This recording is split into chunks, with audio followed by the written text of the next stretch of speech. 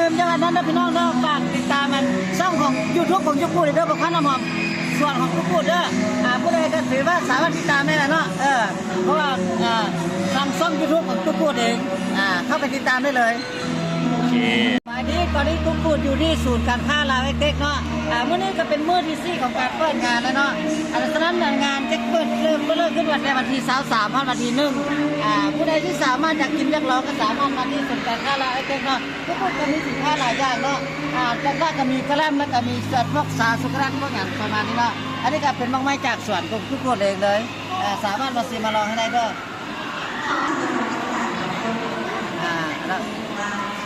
หลักๆก็คือเขาจะมีมะพร้าวน้ำหอมจากสวนเนาะนอกจากกระลำมะพร้าวน้ำหอมแล้วก็เขาจะมีกระลำเกี่ยวกับทุเรียนสดจากสวนแล้วก็มีอะโวคาโดแล้วก็มีแล้วก็มีโกโก้แล้วก็มีมะม่วงเนาะที่ว่าสามารถเป็นมะไม้ที่ว่าจากสวนเราเองเลยสามารถมาซื้อมาลองให้ได้อะไรเต็กนอกจากมะพร้าวน้ำหอมก็แล้วมะพร้าวน้ำหอมแล้วเนาะเขาจะมีเรียกว่าดักสกุเรตที่สามารถเทศผลิตจากส่วนของผู้คนเองเนาะอันนี้จะเป็นดักของสกุเรตเจ้าจากดักของสกุเรตก็จะมีซาของโกโก้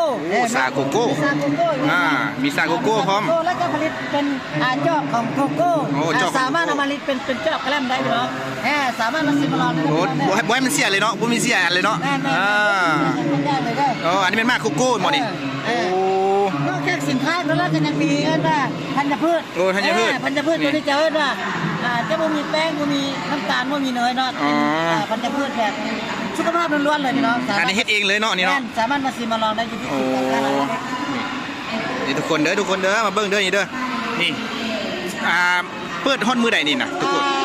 งานนี้จะเปิดเป็นวันเด็กเนาะที่จริงจะเปิดวันที่23วันที่1เนาะแต่ว่างานเปิดแท้ๆจะเป็นวันที่30วันที่1เป็นงานใหญ่ที่สุด30วันที่1มีการแจกการแถมที่ได้สินค้าเราไอ้เต็กอยู่โอเคมาสามารถมาที่ศูนย์การค้าเราไอ้เต็กได้เนาะเป็นวันที่30วันที่1เด้อพี่น้องเด้อมาเจอกันได้เด้อที่ศูนย์การค้าเราไอ้เต็กนี่จะลืมจังหวัดนั้นนะพี่น้องเด้อฝากติดตามมันช่องของยูทูบของยูทูบเด้อบอกข้าน้ำหอมส่วนของยูทูบเด้อผู้ใดก็ถือว่าสามารถติดตามได้แหละเนาะเพราะว่าทางช่องยูทูบของยูทูบเองเข้าไปติดตามได้เลยวันนี้ตอนนี้ทุกคนอยู่ที่ศูนย์การค้าลาวเอ็กเนาะเมื่อนี้ก็เป็นมื้อที่4ของการเปิดงานแล้วเนาะ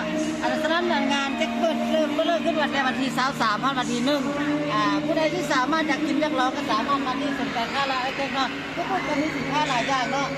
แล้วก็มีกระแลมแล้วก็มีสดพวกสาสุกรันพวกอย่างประมาณนี้เนาะอันนี้ก็เป็นบางไม้จากสวนของทุกคนเองเลยสามารถมาซื้อมาลองให้ได้ด้วย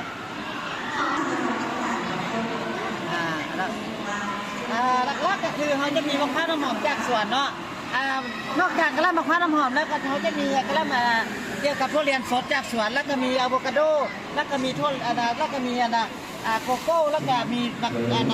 มะม่วงเนาะที่ว่าสามารถเป็นมะไม้ที่ว่าจากสวนเราเองเลยสามารถมาซื้อมาลองให้ได้อะไรเต็กนอกจากมะพร้าวน้ำหอมก็แล้วมะพร้าวน้ำหอมแล้วเนาะเขาจะมีเรียกว่าดักสกุเรตที่สามารถเทศผลิตจากส่วนของผู้คนเองเนาะอันนี้จะเป็นดักของสกุเรตเจ้าจากดักของสกุเรตก็จะมีซาของโกโก้ซาโกโก้มีซาโกโก้พร้อมแล้วก็ผลิตเป็นจอกของโกโก้สามารถเอามาผลิตเป็นจอกกระแลมได้เนาะสามารถมาซิมลองได้บ่ให้มันเสียเลยเนาะบ่มีเสียอันเลยเนาะอันนี้เป็นมากโกโก้หมดนี่นอกจากสินค้าแล้วก็ยังมีธัญพืชธัญพืชตัวนี้จะว่าจะบ่มีแป้งบ่มีน้ำตาลบ่มีเนยเนาะธัญพืชแบบสุขภาพล้วนๆเลยพี่น้องอันนี้เฮ็ดเองเลยเนาะนี่เนาะสามารถมาซื้อมาลองได้อยู่ที่ศูนย์การค้านี่ทุกคนเด้อมาเบิ่งเด้อนี่เด้อนี่เปิดฮอดมื้อใดนี่นะทุกคนงานนี้จะเปิดเป็นวันเด็กเนาะที่จริงจะเปิดวันที่23วันที่1เนาะแต่ว่างานเปิดแท้ๆจะเป็นวันที่30วันที่1เป็นงานใหญ่ที่สุด30วันที่1มีการแจกการแถมที่ได้สินค้าเราไอ้เต็กอยู่โอเคมาสามารถมาที่ศูนย์การค้าเราไอ้เต็กได้เนาะเป็นวันที่30วันที่1เด้อพี่น้องเด้อมาเจอกันได้เด้อที่ศูนย์การค้าเราไอ้เต็กนี่บ้านสวนมะพร้าวน้ำหอมทุกคนที่จริงแล้วทุกคนหลักๆทุกคนจะมีมะพร้าวน้ำหอมมาที่ว่าจากสวนเองเนาะที่ว่าสามารถนำมาเป็นงานอยู่ในที่ว่านอกจากให้กระแลมแล้วก็ยังเอามาให้เป็นมะพร้าวน้ำหอมสดจากสวนวันนี้เป็นน้ำเกลือที่มาฮับได้อยู่ที่ศูนย์การค้าเราไอ้เต็กเนาะถ้าผู้ใดอยากกินก็ถือว่ามาทราบมาลองได้อยู่ที่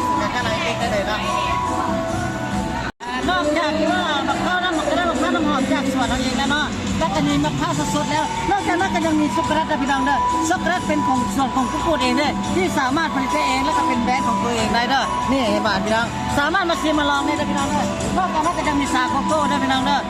ถ้าผู้ใดอยากได้หรือว่าอยากกันติดต่ออาหารก็อาหารกุ๊กกูดได้เด้อ55682951เด้อพี่น้องเด้ออยู่ที่ห้างก็อยู่ที่โกงข้ามกับบรรดาบิ๊กซี่บ้านสีวิไลเด้อพี่น้องเด้อ บ้านศรีวิไลเนาะ สวยกับชาลีก็บล็อกเด้อ ค่าใช้จ่ายกับ การสร้างกันพี่น้องเด้อสามารถไปชิมไปลองด้วยหรือว่าไปสอบถามได้อยู่ที่ร้านเดินพี่น้องเด้อ